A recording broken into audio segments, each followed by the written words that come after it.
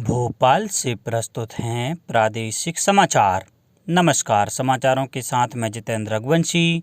पहले मुख्य समाचार। प्रदेश में 5,250 करोड़ रुपए की लागत के 1,500 मेगावाट क्षमता वाले आगर, शाजापुर और नीमच सौर ऊर्जा पार्क का भूमि पूजन। देश भर में आज मनाया जाएगा संविधान दिवस। केंद्रीय अल्पसंख्यक मामलों के मंत्री मुख्तार अब्बास नकवी ने कहा कि सरकार ने हज यात्रा को सुगम बनाने के लिए अनेक उपाय किए। और न्यूजीलैंड के साथ पहले टेस्ट मैच के पहले दिन भारत मजबूत स्थिति में। अब समाचार विस्तार से।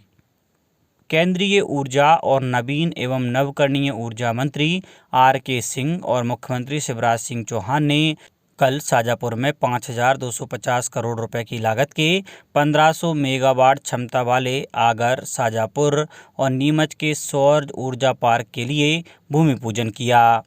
कार्यक्रम में ऊर्जा के क्षेत्र में जन जागरूकता के उद्देश्य से चलाए जाने वाले ऊर्जा साक्षरता अभियान ऊषा का शुभारंभ भी किया गया। इस अवसर पर मुख्यमंत्री ने कहा कि प्रदेश में प्रतिदिन 5,300 मेगावाट से अधिक सौर ऊर्जा का उत्पादन हो रहा है। केंद्रीय ऊर्जा मंत्री R.K. सिंह ने कहा कि देश में सौर ऊर्जा के माध्यम से साफ और सस्ती बिजली उपलब्ध कराने पर तेज गति से कार्य हो रहा है। 1,500 मेगावाट की इन सौर परियोजनाओं में आगर जिले में 550 मेगावाट की 2 यूनिट, शाजापुर जिले में 450 मेगावाट की 3 यूनिट और नीमच जिले में 500 मेगावाट की क्षमता के 3 यूनिट स्थापित की जाएंगी। परियोजनाओं से मार्च 2023 में विद्युत उत्पादन प्रारंभ हो जाएगा।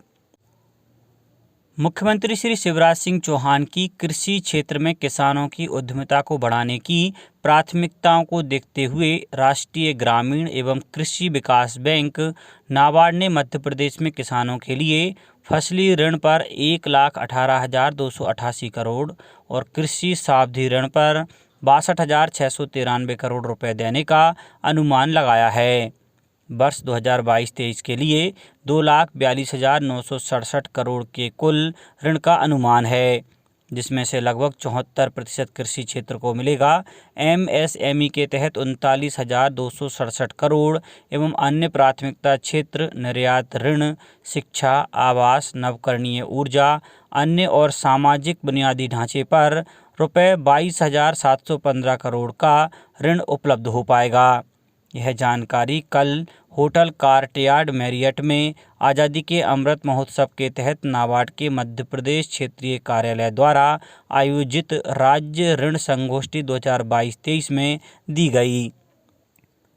देश भर में आज संविधान दिवस मनाया जाएगा। राष्ट्रपति रामनाथ कोविंद संसद भवन में प्रातः 11 बजे संविधान दिवस के कार्यक्रम में सम्मिलित होंगे।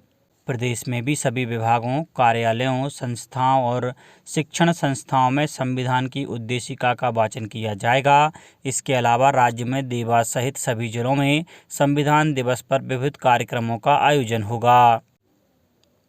खेल एवं युवा कल्याण मंत्री श्रीमती यशोधरा राजे सिंधिया ने बुधवार को सेज यूनिवर्सिटी में बिलियर्ड एवं स्नूकर चैंपियनशिप का शुभारंभ किया।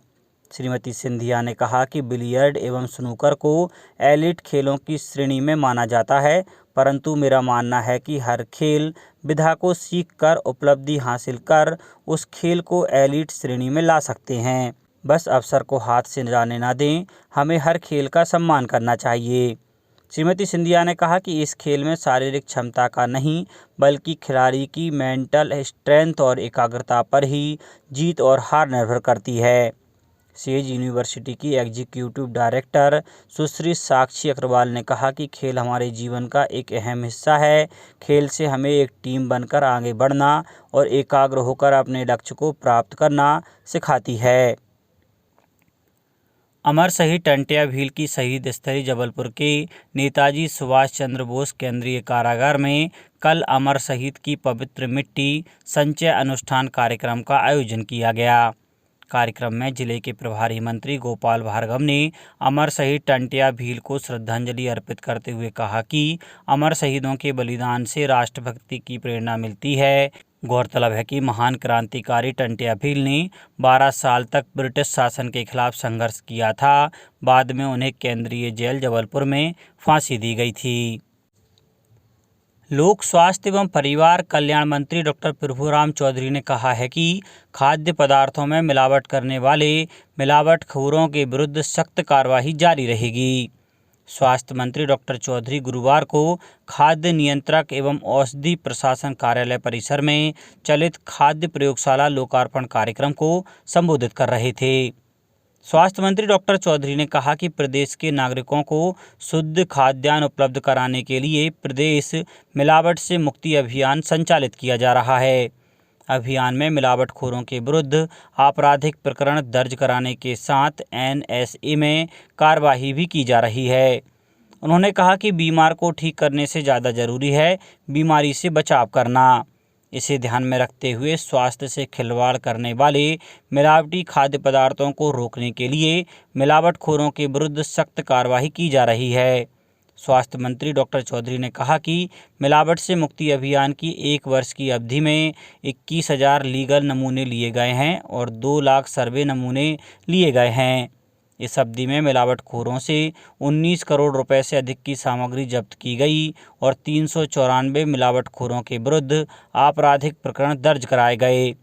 बड़े 36 मिलावटखोरों के विरुद्ध राष्ट्रीय सुरक्षा अधिनियम के तहत कार्रवाई की गई है। मिलावटी खाद्य पदार्थों के अब तक 2,700 से अधिक प्रकरण न्यायालयों में दर्ज कराए गए हैं। इनमें से 2,000 से अधिक प्रकरण निराकृत हुए हैं। न्यायालयों द्वारा मिलावटखोरों के विरुद्ध 10 करोड़ से अधिक राशि का अर्थदंड भी लगाया गया है।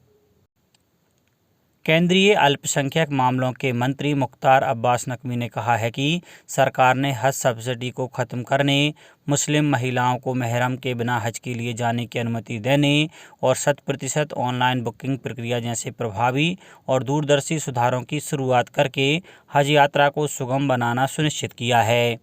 कल मुंबई में हज 2022 की तैयारियों के संबंध में भारतीय हज समिति के वरिष्ठ अधिकारियों के साथ समीक्षा बैठक में श्री नकवी ने बताया कि अगले साल हज के लिए 20,000 से अधिक लोगों ने आवेदन किया है। गृह एवं इंदौर जिले के प्रभारी मंत्री डॉक्टर नरोत्तम मिश्रा ने कल इंदौर नगर के राज मोहल्ला में जाकर सफाई कर्मियों की हौसला अफजाई की और लगातार 5वीं बार स्वच्छता में नंबर 1 बनने पर बधाई दी।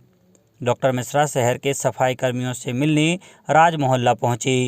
उन्होंने स्वास्थ्य योद्धाओं का पुष्प वर्षा कर सम्मान भी किया। मंत्री डॉक्टर मिश्रा ने इंदौर को लगातार नंबर 1 बनाने में स्वच्छता योद्धाओं के योगदान की सराहना की और मिठाई खिलाकर उनके द्वारा की गई कड़ी मेहनत के लिए आभार भी माना। सांसद श्री शंकर लालवानी सहित अन्य जनप्रतिनिधि एवं अधिकारी उपस्थित रहे। मंत्री डॉक्टर मिश्रा ने कहा कि पिछले 5 वर्षों से इंदौर लगातार सफलता का पायदान चढ़ रहा है। इस सफलता में शहर के जनप्रतिनिधियों के नेतृत्व के साथ सफाई कर्मियों के दृढ़ संकल्प की महती भूमिका रही है। उन्होंने कहा कि इंदौर के नागरिकों का अनुशासन अतुलनीय होकर वंदनीय है। डॉक्टर मिश्रा ने शहरवासियों और स्वच्छता योद्धाओं को इंदौर को स्वच्छता में पुनः नंबर आने पर बधाई दी। उन्होंने कहा कि इंदौर की जनता का अपने शहर से अपार स्नेह और प्रेम होने से ही इंदौर लगातार सफलता की ऊंचाइयां छू रहा है। आयकर चोरी की शिकायतों को मद्देनजर आयकर विभाग की इन्वेस्टिगेशन विंग ने कल कुछ समूहों के इंदौर समेत देश भर में करीब 50 ठिकानों पर छापामार कार्रवाई शुरू की। विभागीय टीम डिजियाना ग्रुप, गुडरिक समूह और कौटिल्य एकेडमी से जुड़े ठिकानों पर जांच में जुटी हुई है। इस दौरान भारी संख्या में पुलिस बल तैनात किया गया है। इंदौर के अलावा उत्तर प्रदेश, पश्चिम बंगाल और गुजरात में भी इन समूहों से जुड़े ठिकानों पर विभागीय टीमों द्वारा कार्रवाई की गई है।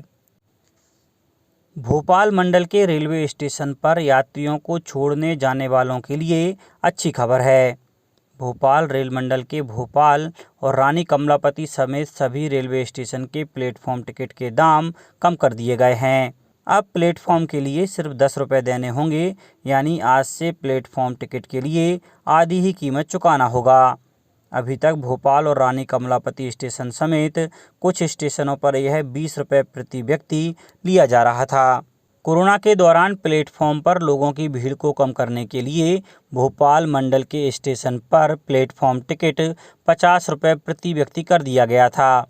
इसे करीब 9 महीने पहले घटाकर 20 रुपये किया गया था।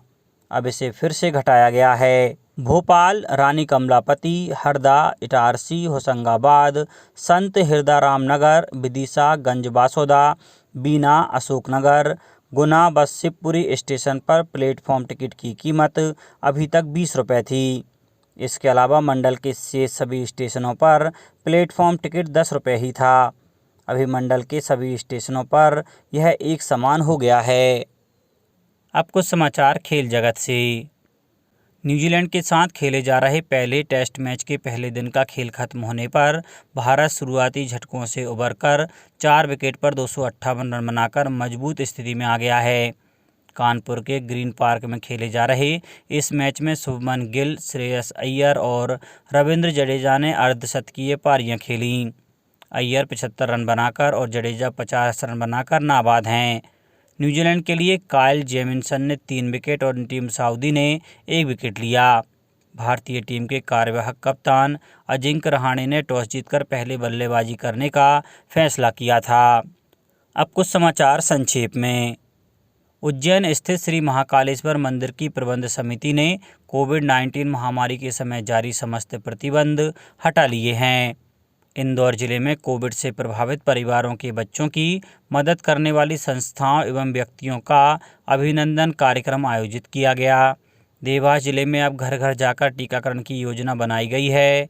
रतलाम जिले के किसानों के लिए रेलवे के धौंसबास पॉइंट पर कल 2600 मैट्रिक टन यूरिया का रैक पहुंच गया।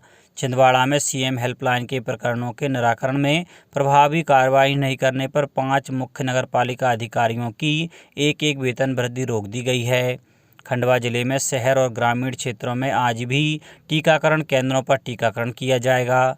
राजगढ़ जिले में भोजपुर थाना पुलिस ने 1 लाख रुपए कीमत की 10 ग्राम मादक पदार्थों के साथ एक युवक को गिरफ्तार किया है।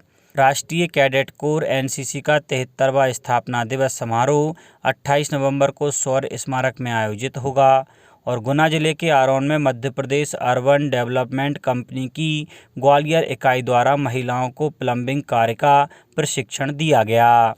अंत में मुख्य समाचार एक बार फिर। प्रदेश में 5,250 करोड़ रुपए की लागत के 1500 मेगावाट क्षमता वाले आगर, शाजापुर और नीमच सौर ऊर्जा पार्क का भूमि पूजन। देश भर में आज मनाया जाएगा संविधान दिवस। केंद्रीय अल्पसंख्यक मामलों के मंत्री मुख्तार अब्बास नकवी ने कहा कि सरकार ने हज यात्रा को सुगम बनाने के लिए अनेक उपाय किए। और न्यूजीलैंड के साथ पहले टेस्ट मैच के पहले दिन भारत मजबूत स्थिति में। इस बुलेटिन में इतना ही। घर पर रहिए, सुरक्षित रहिए और सुनते रहिए प्रादेशिक समाचार। नमस्कार।